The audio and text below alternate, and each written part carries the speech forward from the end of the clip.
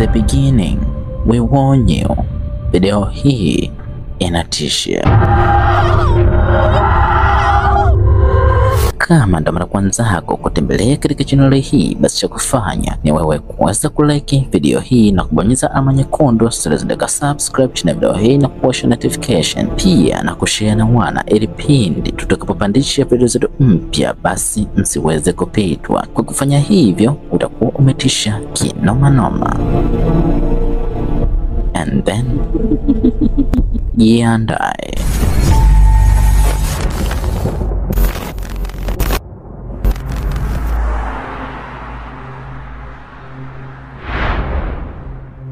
Video hii ilifanikiwa kurekodiwa na dashcam. Kuna kijana mmoja ambaye alikuwa anaendesha bodaboda mara pindi alipokuwa barabarani, ajali mbaya ikatokea.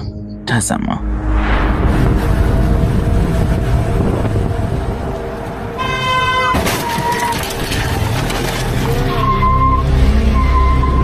Je, kuna chochote umekigundua kwenye video hii? Tazama vizuri.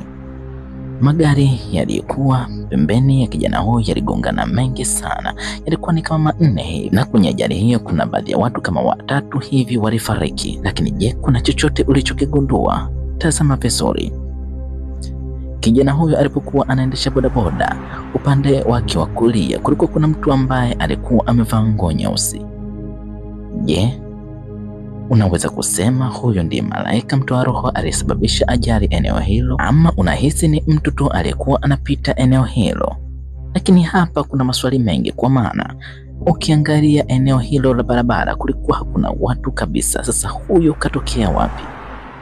Ama ndiye malaika mtoa roho? Bana, sisi kama ilivyo kawaida yetu tunakufikishia, halafu tunasubiri maoni yako hapo kwenye comment. Unahisi kijana huyu alifanikiwa kumnasa malaika mtoa roho kwenye GoPro camera? We'll leave it to you.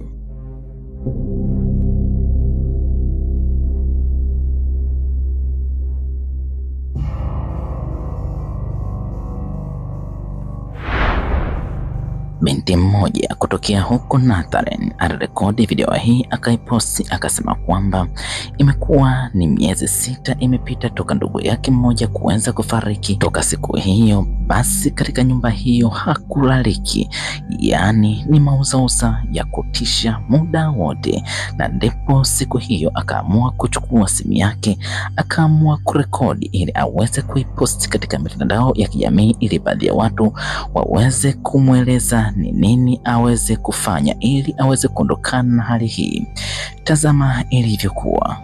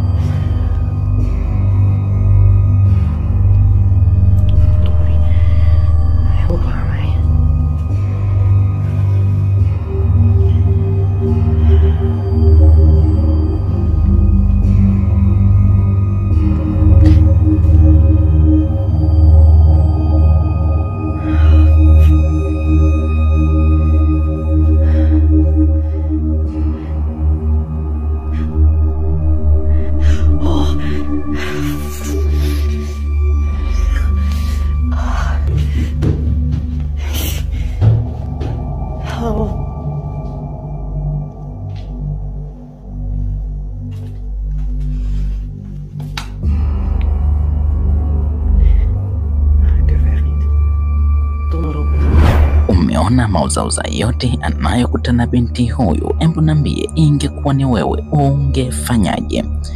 Binti huyu alipokuwa hapo sebuleni alishangaa kuona taa za hapo store zilikuwa zinajiwasha na kujizima.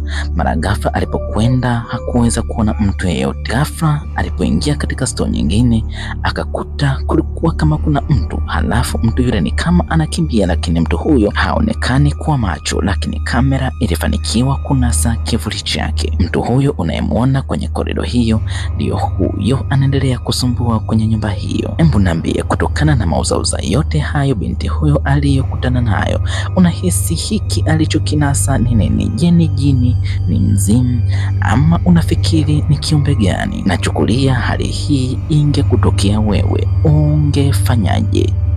Tuambie hapo kwenye comment.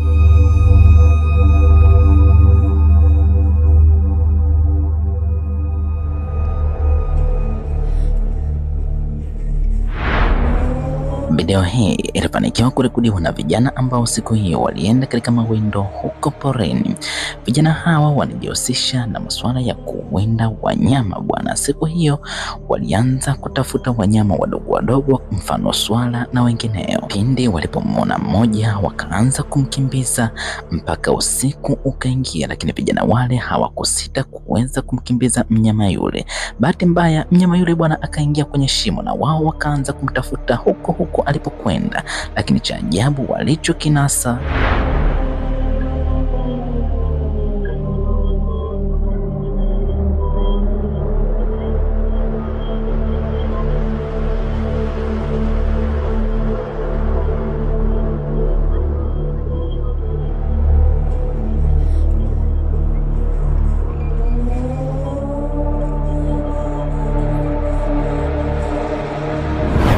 Hebu niambie, hiki ni nini? Vijana wale walipofika katika shimo moja, walipomurika ghafla wakakutana na kiumbe hiki. Je, hiki ni kiumbe gani? Maana ukiangalia kiumbe hiki kina macho makubwa mfano ya macho ya binadamu, pua kama la binadamu, na hata mdomo unafanana kama wa binadamu. Sasa swali la kujiuliza ni kwamba hiki kiumbe kimetokea wapi? Ama ndiyo dunia hii ina viumbe wengi ambao hata hujawahi kuwaona? Vijana hawa baada ya kukutana na kiumbe hichi kiukweli waliogopa sana na wakaagairisha kabisa kufanya mawindo hayo. Na uzuri ni kwamba vijana hao walipokuwa wanafanya mawindo walikuwa wanarekodi kila tukio. Walipotoka hapo waliamua kuiposti video hii ili waweze kushare kile kiumbe walichokutana nacho huko porini.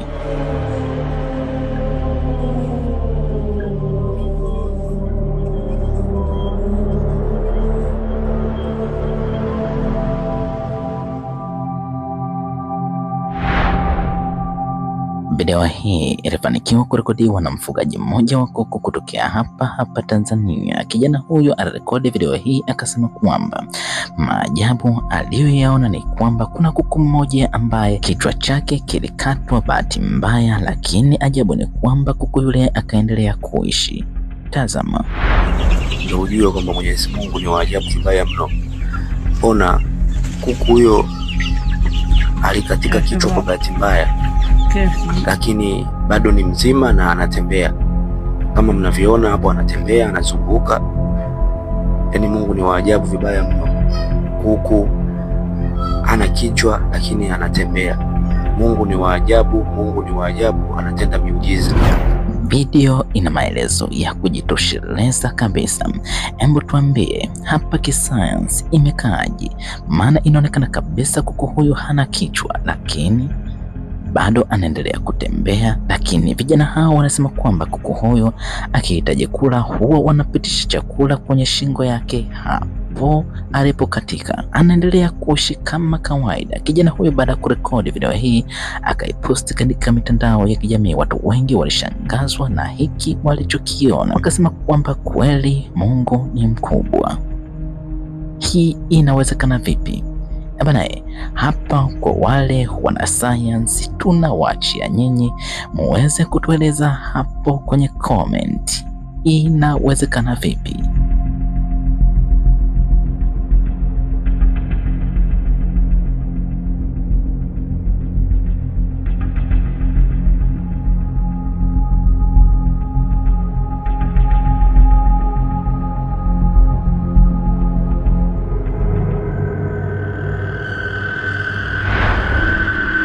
Video hii ilifanikiwa kurekodiwa na vijana ambao siku hiyo walikuwa wanafanya safari za usiku. Vijana hawa pindi walipokuwa njiani kwenye gari lao, ghafla wakakutana na kiumbe wa ajabu ambaye alikuwa anawakimbiza kwa kasi ya ajabu. Kutokana na safari zao za kila siku ni usiku, vijana hawa kiumbe walichokutana nacho hawakujua.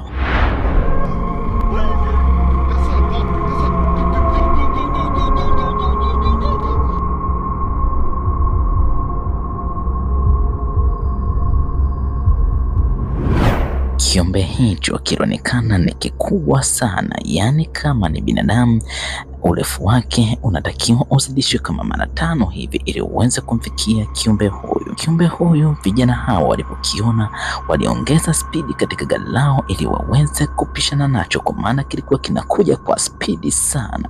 Vijana hawa baada ya kurekodi video hiyo waliamua kuiposti na wakasema kwamba walikuwa wanakimbizwa na kiumbe cha ajabu huko porini ambacho hakijulikani. Vijana hawa baada ya kuposti video hii, kuna baadhi ya watu walicomment wakasema kwamba huenda vijana hao walikuwa wanakimbizwa na kiumbe anayejulikana kwa jina la Skinwalker, na kuna wengine wakasema kwamba huenda ni majini. Je, kwa upande wako unahisi vijana hao walikuwa wanakimbizwa na kiumbe gani?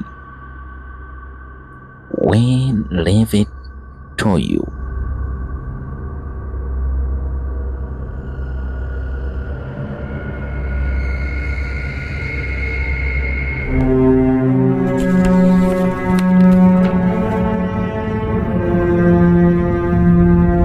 Kwa leo nafikiri tuishie hapa. Bwana, matukio ya kutisha yako mengi sana. Sasa kama unaenjoy video zetu, basi cha kufanya ni wewe kuweza kulike video hii na kubonyeza alama nyekundu zilizoandikwa subscribe chini ya video hii na kuwasha notification, pia na kushare na wana, ili pindi tutakapopandisha video zetu mpya basi msiweze kupitwa. Kwa kufanya hivyo utakuwa umetisha kinoma noma. Tukutane katika video ijayo, na pia tunawatakia siku njema.